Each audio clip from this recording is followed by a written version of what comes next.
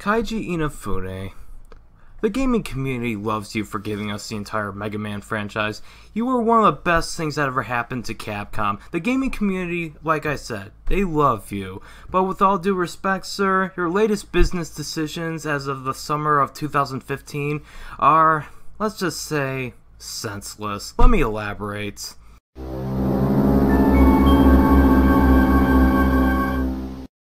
Hello everyone, Alec Elger the SideQuest Gamer here, and if you don't know who Keiji Inafune is, he's the creator of the Mega Man franchise, but left the company on 2010 because after 23 years at Capcom, he wanted to start his life all over, and founded the independent game studio Comcept.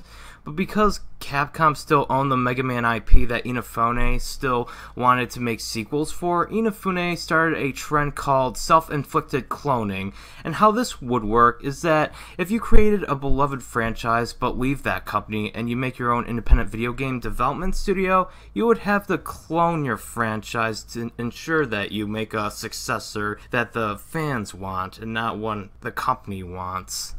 So, because the company still owns your beloved IP that you helped create, you have no control over it, so you would have to clone your own franchise, basically rip it off, in order to ensure the audience gets a sequel what it wants, and therefore you'd make the profit since the company's just letting your IP sit there and not do anything. So, you take your idea of a successor to Kickstarter and have the fans fund it, and therefore the Mega Man successor Mighty No. 9 was successfully funded $5 million as of writing. However, judging by what they showed us, the game seems fully functional, and guess what? It has been delayed. What is it, like twice already? I'm not kidding. The game was supposed to come out this September, but recently Inafune and Comcept announced a Mega Man Legends successor on social media called Red Ash.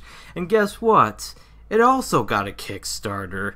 You know, before Mighty No. 9 was released. Now, I know I sound like an entitled gamer, and I know some of you are going to call me out on my hypocrisy for saying that Zelda Wii U's delay was a good thing, and so why would Mighty No. 9 get my scrutiny? But here's the thing. Mighty No. 9 was just delayed without as much as an explanation like extended bug tests or problems. Zelda Wii U's delay, however, did have a reason. It may have been an ambiguous reason since the producer said that they wanted the extended time to make this Zelda the best the Wii U could produce. Mighty No. 9's delay only tells us that they're either dividing focus from Mighty No. 9 to Red Ash's Kickstarter and development. I don't know. And so far, Red Ash's Kickstarter is not doing too well. When writing this editorial on August 2nd, 2015, one day before its due date, it only nearly reached $500,000 of its $800,000 asking price. Now, if you don't know how Kickstarter works, if they don't get the entire asked amount of the money they wanted pledged, then they don't get any of the pledged money, including the $495,000, which kind of is nonsensical on Kickstarter's part if you ask me, but still. What is the point in announcing a Kickstarter for a new project if the audience didn't have a taste of the existing project that was announced before and completed? Mighty No. 9 is delayed until supposedly spring, but seriously, that is not the way to gain consumer trust. I mean, Comcept, they didn't really release anything that will guarantee that we'll flock over to Mighty No. 9 when it's released, or Red Ash, so why announce Red Ash before the completed product is released to the public? It's like that friend you have when you're a kid that wants to work on something that'll make you two famous, like a movie script or novel you both co-write, but then that friend asks you to help look over their other projects like a cartoon idea or a comic book idea or something. In the end, it's all ideas, and you just end up supporting the one script they have that they can actually bring to life already with the tools they have, rather than expect an entire studio sometime in the future to work on the dream. That's essentially Mighty No. 9.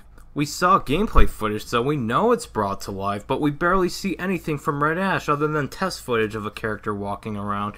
All I can say to Red Ash is, nice aesthetics, hope it works out. Good luck on Kickstarter. But the whole time I'll have my eye on the completed Mighty No. 9 project. I did not fund Red Ash, and neither did a lot of people. It only had 6,000 backers, and I hate to admit it, but Mega Man Legends is not the most praised game in the market.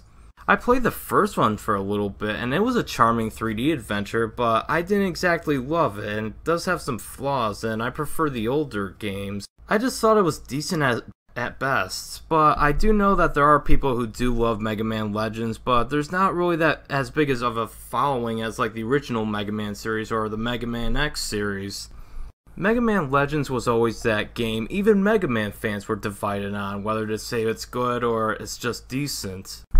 But here's the thing, it would be like if there was an announcement for a successor for like the Gex trilogy that would play like Gex 2 and 3, but starred a chameleon who got sucked into a video game world or something. Reach $100,000 and Dana Gould will voice the chameleon, $120,000 pledged, and will include a Sega Genesis themed level. $200,000 reached, and we'll have Leslie Phillips voice the chameleon for the European release of the game. If anyone gets these references, Gex thanks you for remembering him and doing your research, but because Gex and Legends are kind of cult classics and really nothing more, they're kind of obscure from public interest, therefore putting the final nail in the Kickstarter coffin for Red Ash. In fact, I dare say that the game with Chameleon would get more funding if it ever existed. The public is simply not ready to divide their attention to two different projects by the same developer, even if the developers themselves are. So Comcept, no disrespect, but the public just doesn't like delays. I usually defend game delays because I hate it when a game is rushed like Superman 64 or Assassin's Creed Unity. But even for this, my patience is wearing thin, and by the time this video is published, the Red Ash Kickstarter probably failed and the 6,000 supporters are getting refunds. Kaiji Inafune, if you ever try again with Red Ash, please make it after the side game you made before it would get released. And to the developers of Yooka-Laylee and Bloodstained, do not make the same mistake as Comcept. I mean, say if Playtonic ever game to like, I don't know, Jet Force Gemini, or Inti Creates ever wants to make a game kind of in the style of the hack-and-slash Castlevania games, just wait after your main games people are hyped about get published and released. Don't bite off more than you can chew, or the failed Kickstarter and angry fans will be your gag reflex, and dead hype to the first completed game could be the company's asphyxiation. And that's my 2 cents on the issue. Comment, question. In honor of the long delay of Mighty No. 9, tell me, fans, what is your favorite Mega Man game? And it could be from any series in the franchise. Please leave your thoughts in the comment section below. Thank you so much for watching, and remember to stay awesome.